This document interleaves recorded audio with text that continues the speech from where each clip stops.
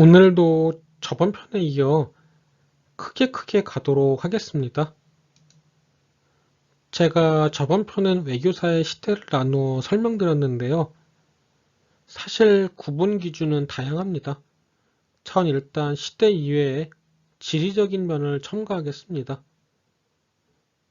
유럽 패권 투쟁, 즉 유럽 외교사의 장은 크게 나누면 유럽 본토와 해외 식민지 투쟁으로 나눌 수 있었습니다만 해외 식민지 중에 제일 큰 비중을 차지하던 아메리카에서 인류가 체험한 바가 없는 막강한 나라가 탄생해 버렸고, 이에 따라 북미는 물론이고 중남미조차 다 단순히 해외 식민지라고 분류할 수는 없는 상황이 발생해 버립니다.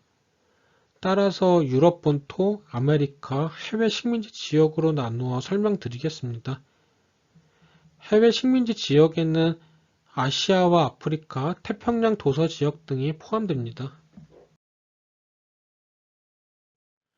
일단 유럽 본토의 패권 투쟁을 설명하기 전에 앞서서 하나 짚고 넘어갈 게 있는데요. 이는 프로이센과 독일을 구별하는 것입니다. 프로이센이라는 발트해 변방에 별 볼 일 없던 나라가 크게 성장하여 프랑스까지 제압하고 독일 지역을 통합한 것은 간단히 말하면 흑수저 출신이 성공하여 재벌이 된 스토리에 비견할 만한 서사시적인 사건이지만 독일 지역 자체 또는 신성로마 제국은 유럽의 최고 핵심 지역으로서 유럽 패권 투쟁의 장 그 자체인 곳이란 사실은 절대 혼동해서는 안 되겠습니다.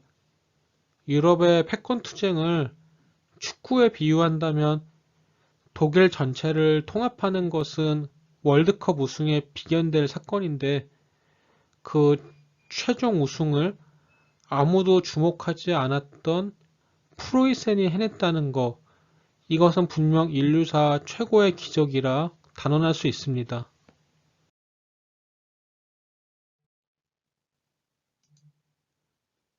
영국의 석학 브래든 심스에 의하면 지리적 의미의 독일은 세 가지 이유로 유럽 패권 투쟁의 중심이었고 제일 중요한 지역이었는데요.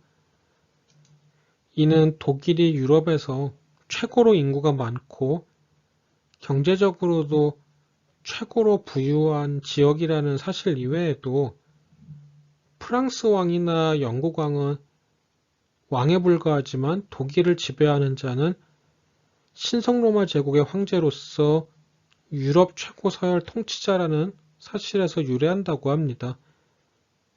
간단히 말해 로마 제국 황제의 위협을 이어받은 유럽의 통치자인 것인데요. 여하튼 합스부르크 왕가 세력이든 프랑스 부르봉 왕가나 나폴레옹 세력이든 패권 투쟁의 중심지는 독일이었고 독일을 석권한 자는 유럽의 최고 패권국으로 부상하였습니다. 물론 신성로마 제국 황제 선출 출마 자격에는 독일인이어야만 한다는 제약은 없었기에 프랑스 왕이나 영국 왕들도 때로는 도전하곤 하였습니다. 프랑스의 프랑스와 1세 등이 대표적인 프랑스 왕 출신 후보자입니다. 우선 유럽 본토로 가보겠습니다. 1815년 이후 시작된 빈체제는 분명 영국과 러시아 양강체제로 시작하지만 그 이후 진행된 유럽 대륙의 패권 투쟁은 프랑스의 유럽 패권 재장악 시도를 각 열강들이 단결하여 억제하는 시대와 독일의 유럽 패권 장악 시도를 전 열강이 단결하여 저지하는 시대로 나눌 수 있습니다.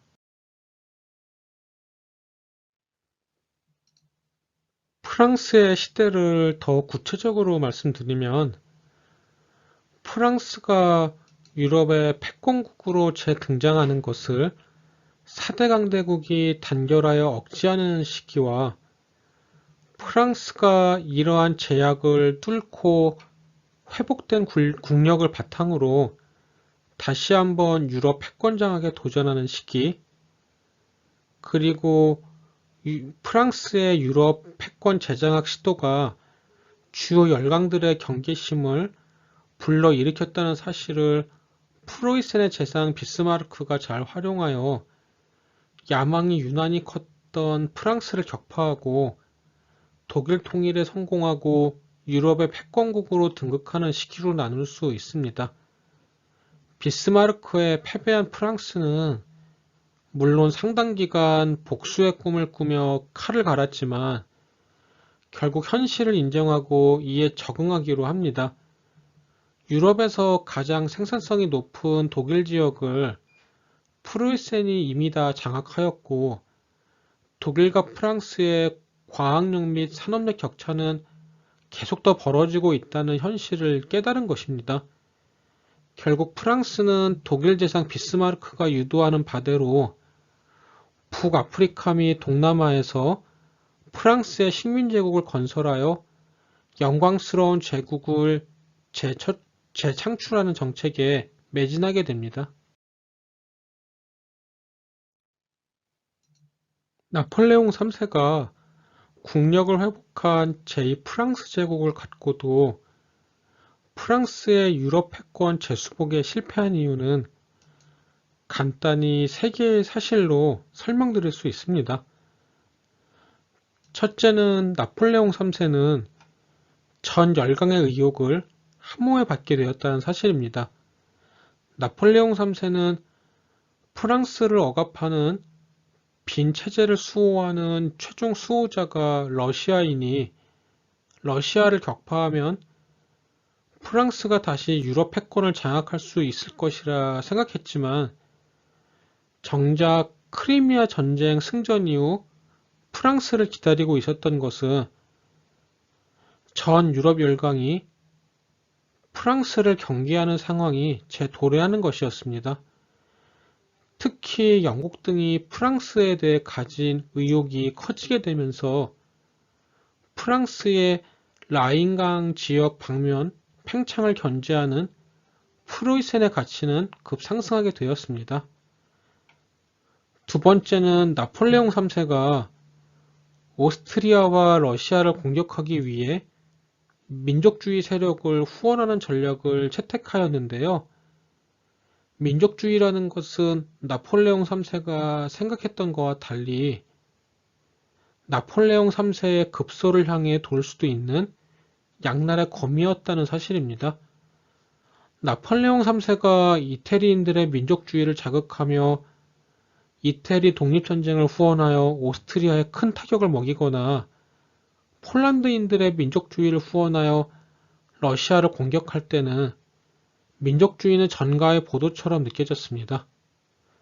그러나 민족주의에는 다른 면목이 있었으니 남부 독일마저 통합하기 위해 도전해오는 프로이센에 맞서야 할 상황에서는 민족주의는 프랑스와 프랑스의 전통적 동맹국인 바이에른 등의 연대를 약화시키고 프로이센과 비프로이센 게르만족 국가들이 같은 게르만족끼리 뭉치자는 연대감을 강화하는 원인이 되고 말았습니다. 그러나 가장 큰 원인은 프랑스의 국가 경쟁력 약화와 시대인식 착오에 있다고 할 수 있는데요. 프랑스가 착각하고 있던 것과 달리 프랑스는 프로이센보다 강하기는커녕 많이 열의에 놓인 상태였다는 사실입니다. 10주 남짓한 기간 내에 프랑스의 주력군은 프로이센군에 처절히 격파당하고 맙니다. 프랑스 패배의 가장 큰 원인은 프로이센의 중포병대, 또 철도망 활용 전략, 그리고 인류사 전무후무한 작전 수행력을 선보인 프로이센 합동 참모부 등으로 언급됩니다. 과거와 달리 국가 간의 국력 우위가 인구나 영토 크기 등에 의해 전적으로 결정되지는 않고 과학력과 기술력, 무엇보다 산업력에 의해 결정되는 시기가 도래하였고, 프로이센은 이 측면에 있어서는 프랑스보다 우위에 있던 나라였습니다. 1830년에 이르며 유럽 대륙의 공학 및 자연과학 연구의 중심은 파리가 아니라 베를린으로 바뀌었고, 1850년대에 이르면 프로이센의 산업 능력은 프랑스를 추월하게 됩니다.